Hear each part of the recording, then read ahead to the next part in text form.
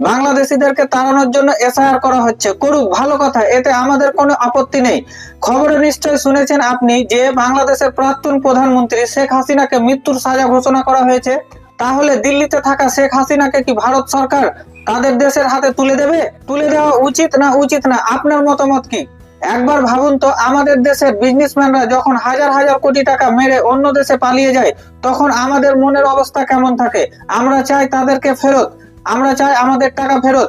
তাহলে বাংলাদেশিরা কি চাইবে না তাদের প্রাক্তন প্রধানমন্ত্রী যে ক্রিমিনাল, যে কোর্টে দোষী সাব্যস্ত হয়েছে, তাকে তাদের দেশে ফিরিয়ে দেওয়া উচিত?